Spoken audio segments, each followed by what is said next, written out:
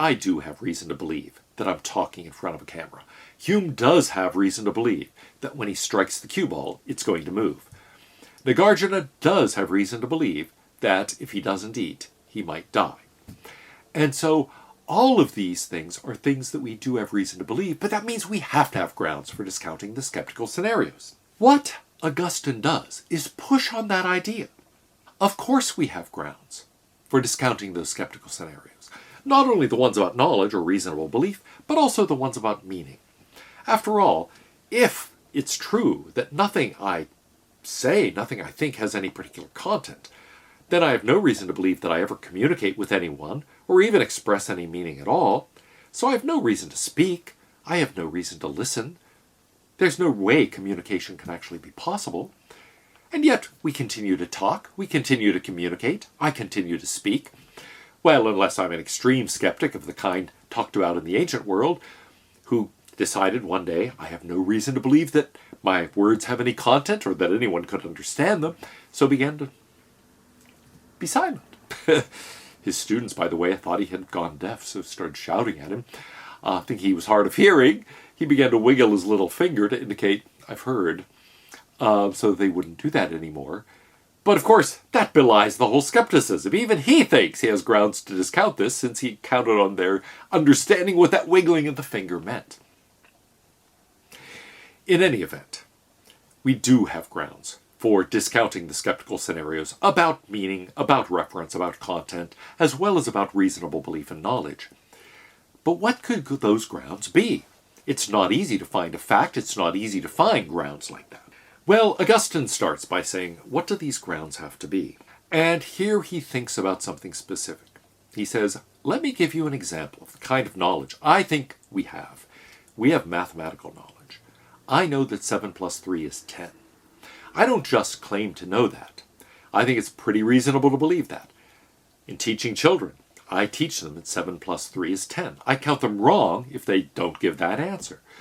Moreover, we build houses, we build buildings, we build bridges on the assumption that 7 plus 3 is 10, and that the rest of our arithmetical and mathematical truths are true. But now he says, those truths are interesting in various respects. First of all, they're not just contained in your mind or my mind. Those are things we communicate about. Those are things we take to be objective truths, truths about numbers, not just about your idea of number or your idea. We might agree to disagree on tastes about food or about art or music. We're not going to agree to disagree about mathematics. You think 1 plus 3 is 2? I'm not going to say, well, I respect that. That's, go ahead and build your house on that assumption, except as a joke or as a curse. No, these things are not dependent on your mind or my mind. Mathematical truth is not relative to the perceiver. It is something that is absolutely true. It is something that is objectively true, a truth about the numbers, not something just about our minds. And we might have different attitudes about what the numbers are. But for the moment, take that metaphysical issue and push it to the side a bit. We can say still, we think whatever it's about, it's something that universally applies across all of us. Moreover, these seem to be necessary truths. It's not like, well, let me check the weather today. Yeah, 7 plus 3 is 10 today. No, it doesn't depend on time. It doesn't depend on what else is going on. I can't say, well, is the cat on the bed or asleep under the bed? Yeah, that's going to determine whether 7 plus 3 is 10 or 11. No, it doesn't depend on anything like that. So in short, it's temporally stable, it's modally stable. These mathematical truths are true, they stay true at different times, they're true under different circumstances, in different possible worlds, different possible circumstances. That's why we can do counterfactual reasoning and say, if you had 7 apples, and then you were to get 3 more, you would have 10 apples. There are infinitely many numbers. Infinitely many arithmetical truths I could articulate. I can say 1 plus 1 is 2. 1 plus 2 is 3. 1 plus 3 is 4, etc. And I can keep going. There are infinitely many of these truths. Moreover, they establish norms. If I say, what is 1 plus 1? You should say 2. Okay?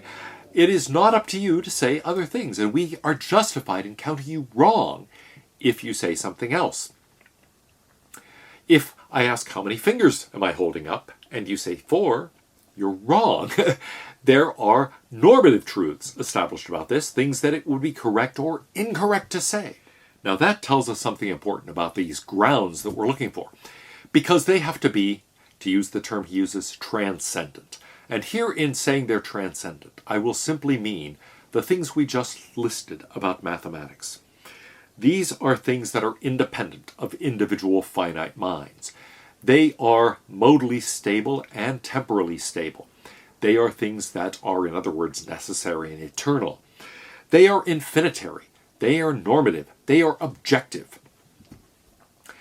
Count anything that has those properties as transcendent. We are looking for grounds for a kind of transcendent truth. And Augustine says that has to be a transcendent ground. But that means the grounds have to be infinitary. They have to be normative.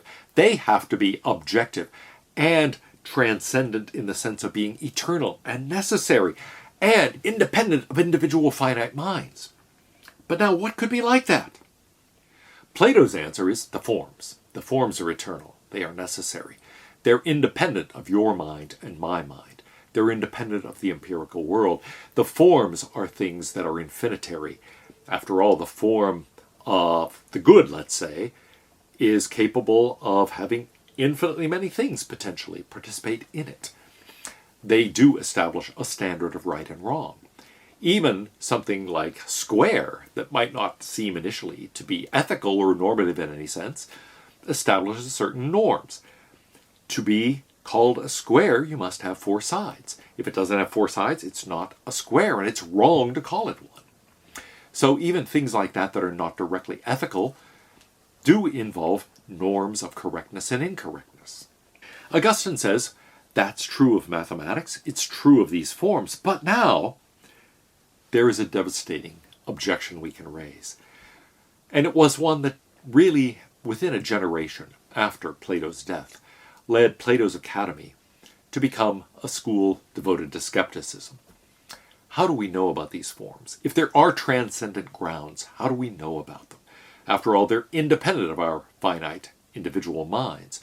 They're purely objective. They are things that are eternal and necessary, but we're contingent and temporal beings. They're infinitary, but we're finite. So how do we know about these things? And indeed, Plato has trouble explaining how it would be possible for us to know about the forms. But Augustine says, well, wait a minute. I know how to explain what could grant us knowledge of the forms. God. God is all-powerful. God can do anything. Now, at first glance, this seems like a sort of God of the gaps. Hey, I got something in my toolbox that can explain everything, so it can explain this. Problem solved. But I think there's something much more interesting and much deeper going on here. Because Augustine has in mind not that simple, I've got a tool for everything, something like Doctor Who's sonic screwdriver.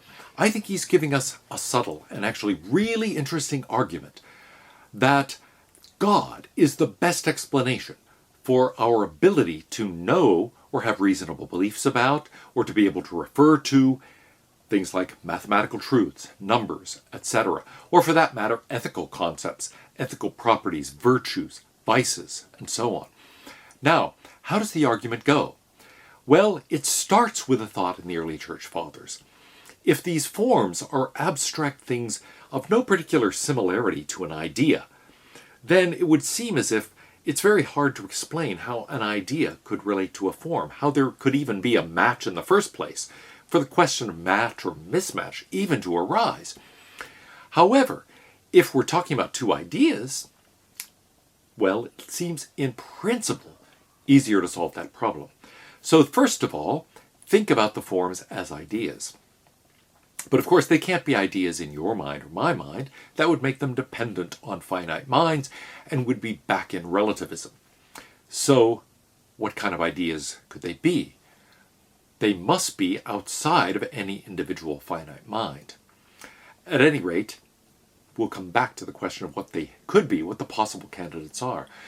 And then they say, well, now, the most plausible account is that these ideas to which our ideas are being compared, that makes them objective, is that there's a kind of match or mismatch with the ideas in the mind of God. So take the forms and treat them as ideas in the mind of God. But now, how do we know anything about the mind of God? Augustine's answer is the doctrine of illumination.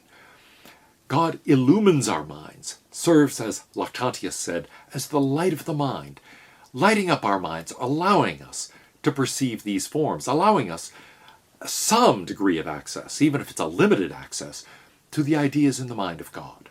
Those are the very ideas that God uses in shaping the world. So we've got a ground for thinking that our ideas actually do match reality. There is a kind of parallel between God's construction of the world and God's illumination of our minds. It is the same blueprint, the same ideas in the divine mind that are used in the construction of the world and that we are granted at least limited access to through God's illumination of the mind. Here's how we put this in the form of an argument. Let's say there could be grounds for discounting skeptical scenarios, for a bearer of content, for example, or for a belief, a state of mind in general, only if that content is grounded in something transcendent. This is true arguably for all meaning, all content, all beliefs, since every word establishes a kind of criterion of correct or incorrect use for that word, an application for that word. But at the very least, it seems to apply in certain areas like mathematics or like ethics, perhaps, that have this kind of transcendent character that Augustine describes. Something that is independent of individual finite minds can ground content or can ground belief or a general state of mind only if there's something with causal power, independent of individual finite minds, that makes such grounding possible. But only a transcendent causal power could make that possible. In other words, we have to have access to whatever this transcendent ground is, whether it's a divine idea or a Platonic form or something. We have to have access to it. What could give us access? The problem in Platonism is that the forms don't seem to have any particular causal power. They don't do anything. But, God can do something. In any case, whatever it is, something has to do something. There has to be something that explains our access, something that grants us access, something that serves as a cause of our access to these transcendent things. But what could do that but a transcendent being? Now, of course, a transcendent being is one that establishes a normative standard, is infinitary, is necessary, is eternal, is something independent of all of our individual finite minds. Nothing in the natural world is like that. Nothing natural is transcendent. So, we must appeal to some supernatural agency in order to account for our grounds for discounting skeptical scenarios about anything, and in particular, about transcendent areas like mathematics. We might try to explain this sort of grounding in other ways than appealing to God. For example, we might, as Kripke does at the end of his book on Wittgenstein, attributing this strategy to Hume, we might say, here's the strategy. It is really just a collection of finite minds. That is to say, it's a social order. It is, in other words, a finite collection of finite minds. But it doesn't seem like a finite collection of finite minds is going to do better than a single finite mind at explaining an infinitary character of these grounds, at explaining their normative character. No matter how many people we get, if I can't establish a normative character, then we together can't either. And the same thing is true of the infinitary character. I can't, in my finite mind, have an infinitary characterization of these grounds, but then adding you to the mix doesn't seem to change that. That's just one more finite being. We never get to infinity. What about an infinite collection of finite minds? Well, there aren't infinitely many people. Even in the fullness of the history of the universe, there won't be infinitely many people. But we could say, well, we think of an infinite limit, much as the pragmatists do. Think of this as something like the limit of inquiry in a Peircean sense. So then we could say, this infinite limit is what gives us the infinitary character. But does it give us normativity? Does it give us eternity or necessity? It doesn't seem so. It doesn't make things unchanging. It doesn't make things necessary. Nor does it really explain the normative character. I mean, in the end, maybe everyone will agree to such and such. But does that mean I'm wrong now? I'm out of step. I'm going to be out of fashion ultimately. But hey, that's not the same as being wrong. And so we might say it doesn't really give us normativity either. It gives us some substitute in much the way that the skeptical scenario painted by Hume and Wittgenstein and Kripke does, but it's a substitute for normativity. It's not real normativity. I don't want to say, hey, look, if you say 7 plus 3 is 11, you're eventually going to be kind of unpopular, or other people are going to say, man, that's wrong. No, I want you to be wrong. And it doesn't look like those other strategies can give us that. So, in short, it doesn't look like a finite collection of finite minds. And a skeptical strategy can actually explain transcendent grounds. It doesn't look like a pragmatist strategy appealing to an infinite limit of finite minds can give us transcendent grounds. So what can? Only an infinite mind. So we need a being that is supernatural, that is eternal, that is necessary, that is independent of all of our minds, and that itself has an infinite mind, is capable of establishing a normative standard. That would be the best explanation. And what would such a being be? Be identical to God.